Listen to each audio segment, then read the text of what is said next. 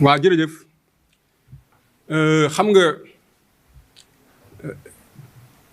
en 2000 maanaam li ma bëgg wax mooy maanaam bi ñu gisee rapport bi 11 mai bi passé ak li ñu doon dégg lépp dañ ci am mbetteel. parce que ku ñu daan jiñ ay fukki millions ay téeméeri millions def na lii 34 millions 50 millions ñu gis tey benn rapport bu génn ne dañoo gis ab wuute la ñuy wax wuute bu toll ci 7 millions ci li nga présenté conseil bi ak li nga def.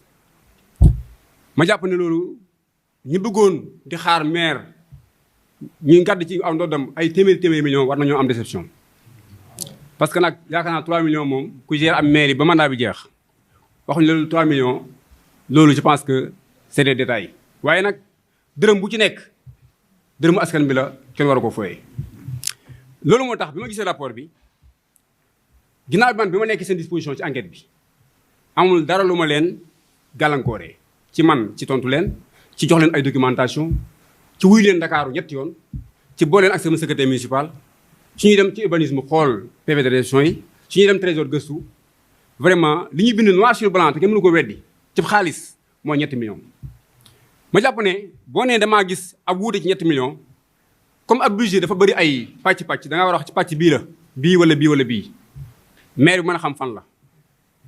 ba pare ñu wax ci année 2018 ci 2018 xool naa suma fonds d'investissement parce que bu ñu la waxee am na wuute rek dañuy jàpp ne dafa am lu ñu waroon dugal ci askan bi jëm ci yow wala amoo leeraloo ko. ñoom xam nañu fonds de concours yi ma am ci 2018 gis nañu montant bi parce que gis nañu arrêt bi nga xamante ni moom la ministre des collectivités locales génnee. ñu laaj ma foo def fonds yi ma wan leen marché yi ñu ci passé yëpp ñu ànd ak man ñu gis ko ba pare ma signé ñu ànd ak man dem ci terrain bi fu toilette nekk fu mur d'école nekk fu classe nekk fu case santé nekk fu ndox nekk fu magasin nekk fu bureau nekk lépp ñu xool ko ba gis ko. léegi mënoon a gis naa lépp ba pare na wala bi gis naa écart de 3 millions loolu damay jaaxal. loolu nag man damay wax fii que 2018 duma kenn mënu maa génneel ci 2018 fonds 2018 yi fonds de concours 2018 kenn mënu maa génneel am marché boo xam ne dama ko préparé ci 2018 bi lancé ko ci fay ko ci 2018 bi ku ma ko génneel ci prêt à démissionner mënul nekk. ñu wax ne maire dafa am xaalis bu mu viré ci comptam waaye foofu nag li ma ci jaaxal dañoo tudd ab somme dañoo waroon a wax ne 7 millions la 2 millions la fukki millions la téeméeri millions la waaye dañu ko war a sànni. waxuñu également ci fan laa ko jëlee ci ko budget bi ban compte la parce que budget ay compte yu bari la waxuñ ci ban compte la kon dama jàpp wax ju taxawut ndax li ñu mën a def ba bind 3 millions yi war nañu ko mën a def ba bind na lii ma dugg sa compte ndax wax daa war a leer gisuñ ci dara. kon li may gis finalement mooy mbetteel la am ci rapport bi ak ni ma ko gisee jàpp ne ku gérer ab mandat juróom-ñaari at ñu enquête la ci juróomi at yu njëkk yi puisque 2021 bokk ci ak 2020 ak 2021 bokk ci. ñu enquête la gisuñ ci loolu ay gis nañu 3 millions boo xam ne xamuñ nu mu dugg loolu je pense que loolu xaaruñu ko woon ci enquête bi ak coow li mu bëri yëpp. may wax ne maanaam bëgguma gàkkal OFNAC ndax kuréel gu am solo la ci réew mi président teg ko fi ngir muy saytu yoreen wu sell wu leer ci moomeelu askan bi. mais ñi nga xam ne ñoom la ñu yebal bu ñu la yebalee ci nga dem ci mbir ci birab war a seeti dëgg da nga war a dox ci dëgg tànku dëgg boo demee di wax dëgg. waaye bu fekkee da ngaa ñëw man mi ngay enquête nga ne ma man de bu ñu xëyee nañu tase maire yi 9h parce que man Mbàkke laay jógee man ma nekk maire dëkk bi foo mën a fanaan ci lu xëy mën naa koo xam. ngay fanaan ñi ma porté plainte dalal la ci barab bi nga xam ne jàpp nañ ne moo gën a mucc ayib macha allah ci région bi yoral la sa lépp ngay xëy di ñëw Olof Njaay neen na ku la àlli gët fu ko neex ngay xool. ñu ñëw mais malgré tout te loolu xuloo naa ci. ak chef de mission bi nee naa ko yow yaa ngi naan Mbàkke nga jógee waaye yow fii ngay jógee mu ne ma loolu sa problème parce que man li may def xam naa ko ci yoon laa koy teg waaye la ko jiitu mooy wax ji lu dëgg man boo ma waxee lu dëgg rek man du ma laa gëm.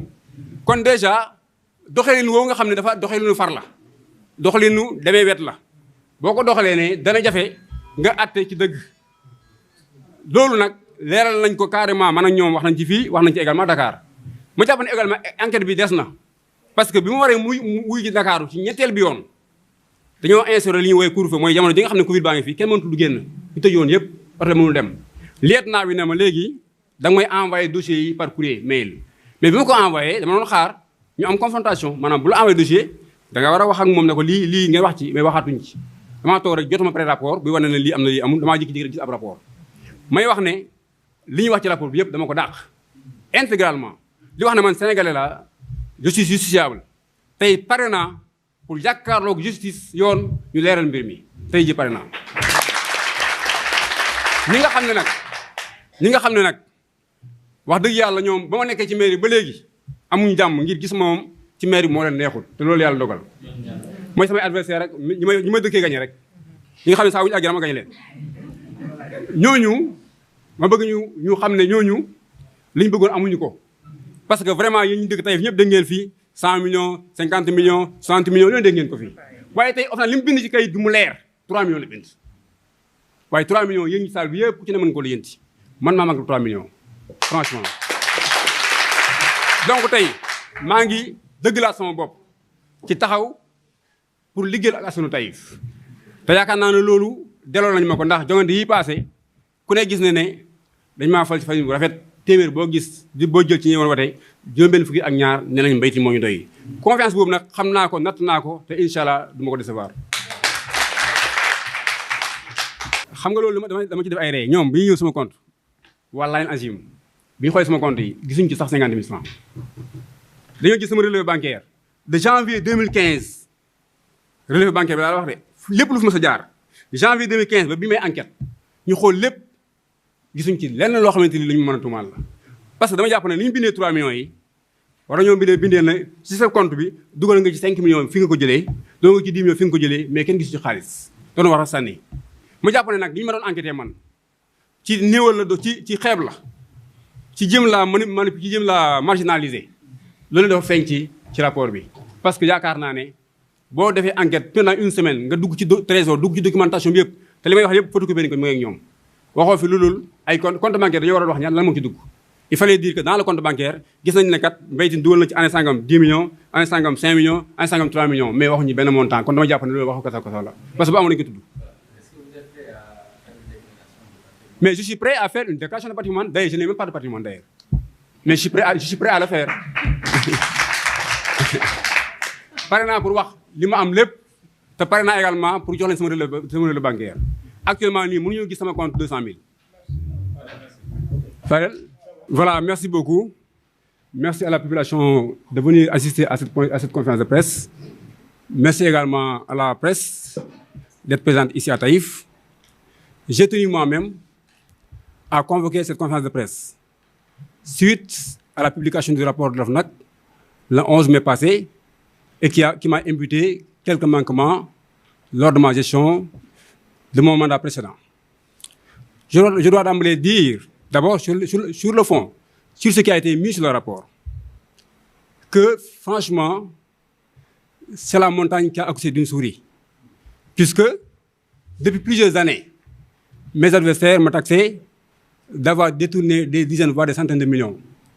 Au finish, on nous met sur un rapport un écart de 3 millions de francs. Alors, pour l'enquête, je pense que j'ai été à la disposition de l'équipe de l'OFNAC tout au long du processus d'enquête. J'ai mis également mes services à leur disposition.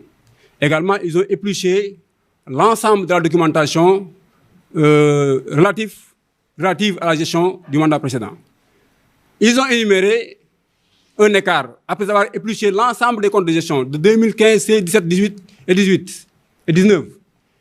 Ils me disent un écart, mais cet écart-là, il devait préciser la ligne budgétaire qui a été impactée. Puisque un budget, ce n'est pas un tout. C'est l'ensemble de lignes budgétaires. Ça, c'est un. Deuxièmement, ils ont dit, au niveau de la gestion de 2018, il y a un écart de 3 millions. Moi, j'ai eu à vérifier ma documentation.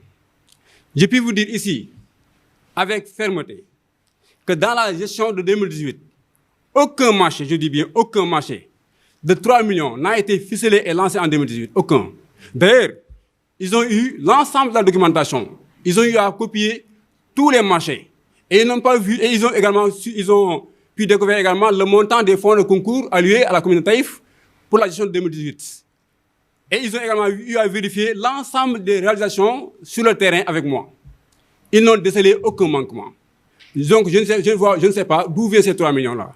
Je dis ici, je défie quiconque, personne ne peut me sortir un marché qui a été ficelé en 2018 et qui a été lancé. Si on me sort ce document-là, je suis prêt à démissionner.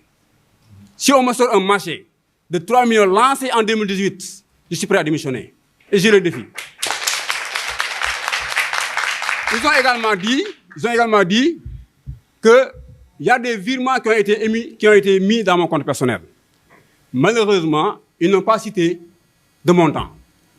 J'aurais souhaité qu'ils me disent c'est tel montant et tel montant et tel montant émanant de telle ligne budgétaire, de quel compte. Mais il n'y a pas de montant, il n'y a pas de ligne budgétaire, c'est juste des allégations gratuites. Je les réfute intégralement, je dis que cela n'existe pas. Alors, maintenant, pour venir sur la forme de l'enquête, je pense que je l'avais dit, je vais le répéter. Loin de jeter du discrédit sur l'OFNAC, qui est une institution, un organe de contrôle instauré par le président Macky Sall, pour prôner la bonne gouvernance et la transparence. Mais l'équipe qui était chargée de m'enquêter, d'abord, je pense que quand vous allez dans une localité pour enquêter, pour trouver la vérité, il faut d'abord dire la vérité vous-même. La mission est venue à Taïf. Avant de venir à Taïf, a eu à planifier son séjour avec mes adversaires. Une mission qui a été logée dans le plus somptueux local de la région. Je veux parler du palais de Taïf, pris en charge intégralement. Et cette même mission, à travers le chef de mission, me dit que moi, je loge à Mbaké. D'abord, vous ne pouvez pas trouver la vérité en disant des comptes de vérité. Ça ne compte pas.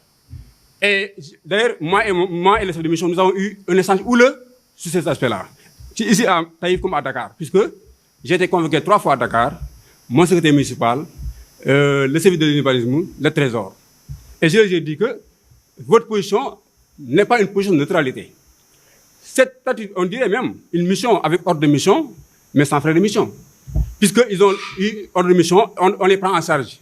Pourquoi pas ne pas loger à Thiès, à Diourbel ou à Mbaké, mais venir être hébergé par les plaignants eux-mêmes qui les prend en charge. Alors, cette attitude partielle dès le début ne pouvait pas donner une enquête impartiale. Parce que dès le début, moi j'ai noté un certain parti pris. Et là également, c'est regrettable d'une mission émanant d'un organe de contrôle aussi crédible que l'OFNAC. Donc je réfute intégralement ce qui a été mis sur le rapport, puisque pour moi, ce n'est que des allégations. Et je dois préciser autre chose également. L'enquête n'a pas, pour moi, l'enquête n'a pas abouti. Pourquoi? Parce que, pour ma dernière convocation, j'ai été convoqué à Dakar. Entre-temps, on a instauré l'état d'urgence à cause de la Covid-19. Donc, le lieutenant m'a demandé de lui envoyer les courriers par mail. Je lui ai envoyé les courriers par mail, mais je pensais qu'après, on devait faire une confrontation. Tel n'a jamais été. Et je n'ai pas reçu également de pré-rapport. Je me lève un jour, on me dit qu'il y a un écart de 3 millions. Mais quand on gère des dizaines de millions, voire des centaines, tout un mandat, on vous dit qu'il y a un écart de 3 millions. C'est vraiment regrettable. C'est pourquoi je dis qu'il doit y avoir de la déception. De la déception de ceux qui avaient porté plainte. Ceux qui chantaient partout que des dizaines, voire des centaines de millions ont été détournés. Ces gens-là doivent être déçus aujourd'hui. Et ce qu'ils voulaient avoir, ils ne l'ont pas eu. Puisqu'ils voulaient jeter du discrédit sur le maire pour que ce maire soit vomi, abandonné par sa population. Malheureusement pour eux, j'ai été très bien élu. Je bénéficie de la confiance des populations qui m'ont porté à la tête de la mairie à hauteur de 102% des suffrages lors des élections passées. Je réitère ici, je suis un Sénégalais justiciable. Je réitère ma disponibilité le plus rapidement possible à faire face à la justice pour vider ce dossier. Voilà ce que je voulais dire. Je vous remercie.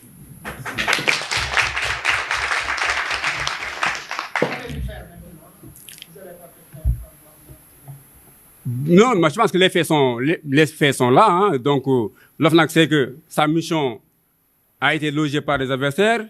Maintenant, moi, je ne reviendrai pas sur ça. C'est à l'OFNAC de voir, puisque quand vous êtes muni d'une ordre de mission, vous allez vous faites un déplacement dans le Sénégal pour mener une enquête, vous devez adopter une position de neutralité. Ça n'a jamais été ici à Taïf. Donc, moi, je n'ai rien à faire, si ce n'est prêt à faire face à la justice pour vider le dossier, parce que je suis vraiment à l'aise. Mais mon adversaire de taille, tout le monde le sait ici à Taïf. Tout le monde le sait, inutile de le dire. En tout cas, depuis que je suis à la tête de la mairie, à chaque fois que je parle à des élections, par la grâce de Dieu et par la confiance des populations, je gagne les élections haut la main. Ça dérange, puisqu'il y a des gens qui ne veulent pas voir Mbaïtine à la tête de la mairie de Taïf. Mais qu'il pleuve ou qu'il neige, d'ici les 5 ans à venir, c'est moi qui vais gérer les destinées de la commune, Inch'Allah.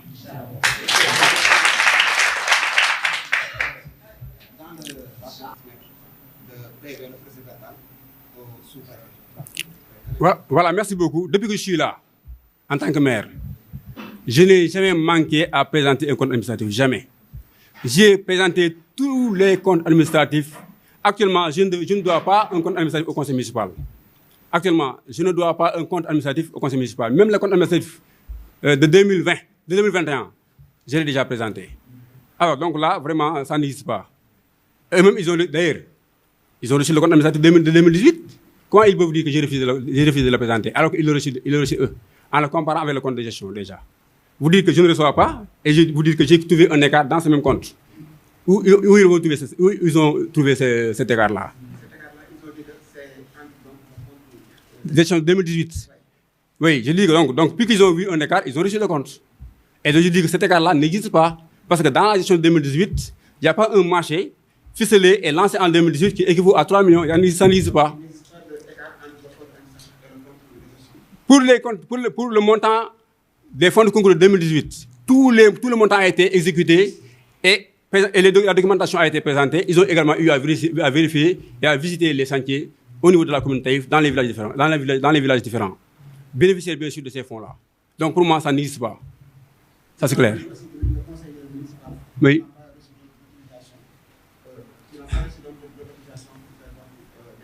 Merci beaucoup. Vous savez, en 2018, le conseil municipal a été dessaisi du budget, puisque le budget n'a pas été voté. Et la loi est claire, au-delà du 31 mars, si le budget n'est pas voté, le conseil municipal est dessaisi.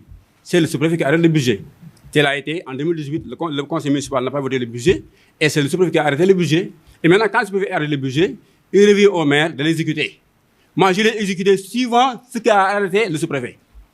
Je l'ai exécuté suivant l'arrêt du sous-préfet. Donc là, c'est clair. Je ne peux pas exécuter un montant qui est hors du budget. Ce n'est pas possible. Puisque le trésor qui décaisse l'argent décaisse en fonction des lignes budgétaires.